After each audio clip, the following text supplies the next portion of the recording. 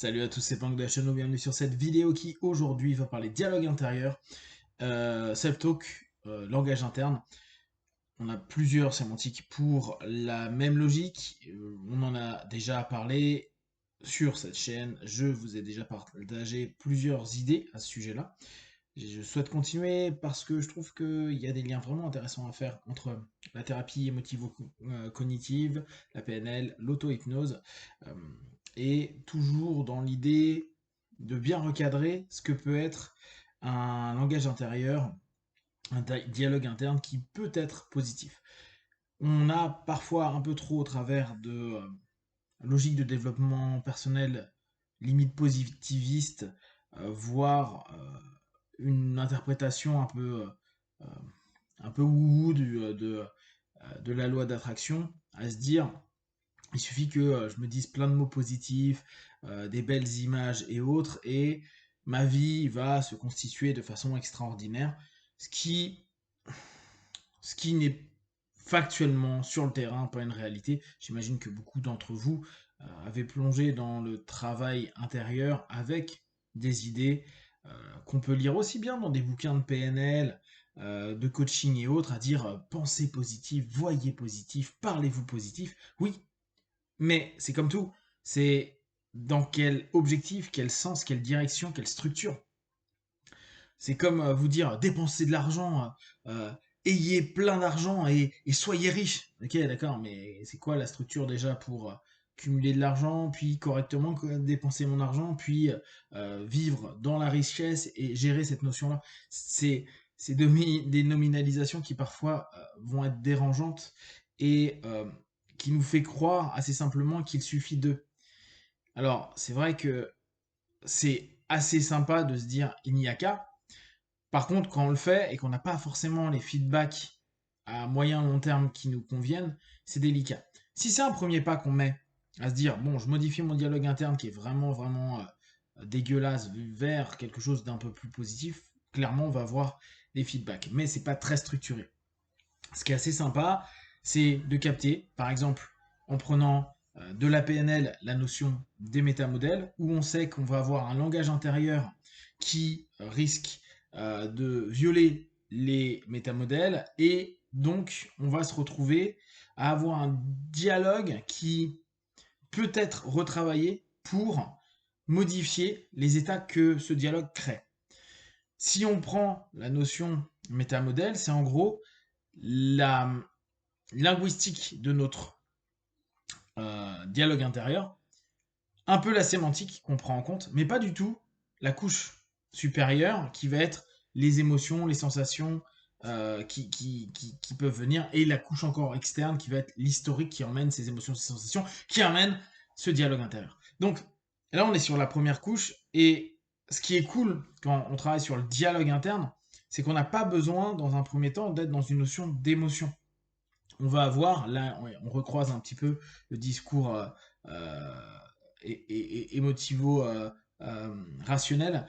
Euh, on va avoir cette notion à se dire, ok, comment, à l'intérieur de moi, je structure ma pensée, mes idées, quelle violation de métamodèle je fais. Est-ce que je suis toujours en train de généraliser? Est-ce que là je suis en train de me dire quelque chose et il y a une omission?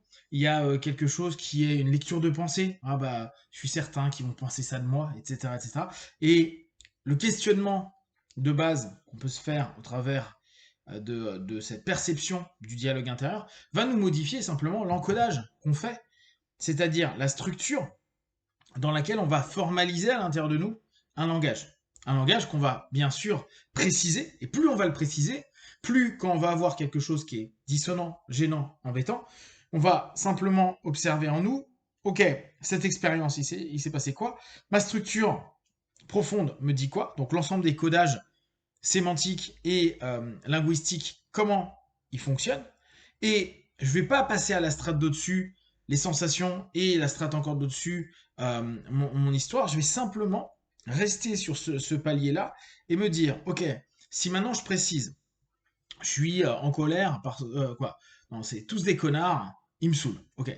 Et je vais m'interroger, ok, il te saoule, c'est quoi il te saoule? Comment?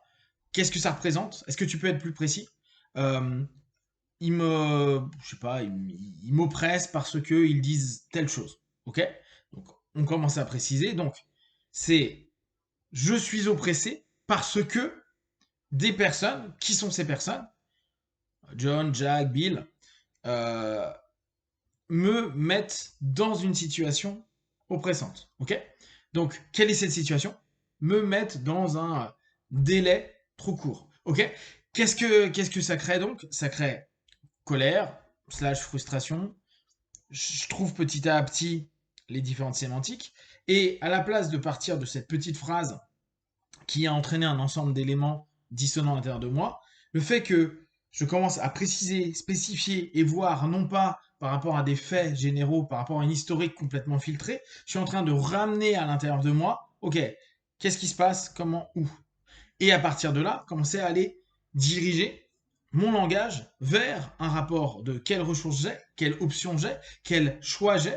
Et à partir de là, on passe donc d'un process très PNL à un process plutôt euh, émotivo-rationnel où on va commencer à diriger vers les mots, la structure qui nous convient pour à la fois respecter l'information qui s'est structurée à l'intérieur de nous et qui est liée à une émotion, et petit à petit commencer à se dire, ok, donc l'état de fait, c'est je suis en colère face à Bill parce qu'il m'a réduit mes délais pour rendre tel truc.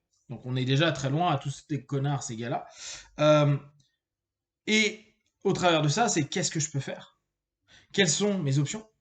Quelles ressources j'ai par rapport à ça? Donc là, on commence à mêler la notion euh, très rationnelle pour bosser sur nous. Donc là-dedans, on rentre petit à petit dans des orientations et des directives. Et au travers de la précision qu'on va avoir et l'orientation qu'on va mettre en place, on va pouvoir engendrer une réponse qui va devenir potentiellement un message. Et ce message, on pourra l'exploiter comme une suggestion dans un travail de trans qu'on va faire à l'intérieur, pendant le process, pendant quelques instants, pour juste focaliser, commencer à se mettre en lien avec l'idée, la suggestion, la formaliser, et là on va pouvoir aller dans une dynamique de visualisation intérieure, de rapports divers au niveau physio, psycho, émotionnel, pour construire, orienter et créer la projection sur laquelle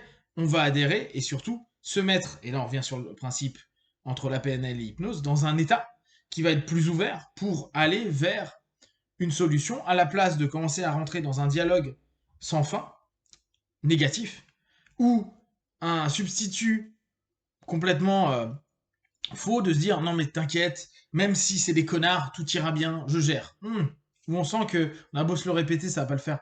Non, je suis assez bon pour trouver des solutions et tout. Trouve là ta solution.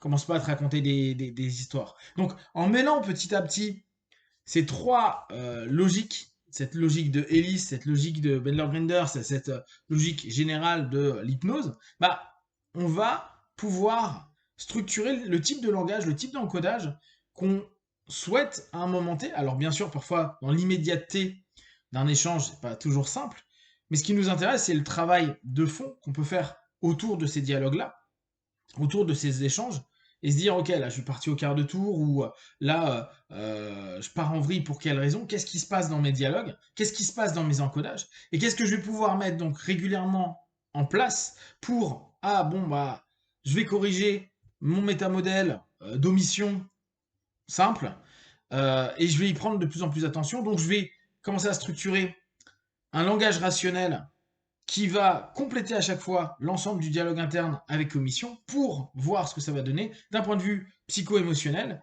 et petit à petit changer mon dialogue interne et donc petit à petit également mes comportements et les retours de communication ou de situation émotionnelle vis-à-vis de moi et sensorielle vis-à-vis de moi. Si vous avez des questions, des remarques, vous les partagez sur Facebook, YouTube, j'y répondrai le plus rapidement possible. Comme d'habitude, de tout ce que je propose, ne prenez que ce qui est bon et juste pour vous. Testez, observez, analysez et concluez. Big one, ciao.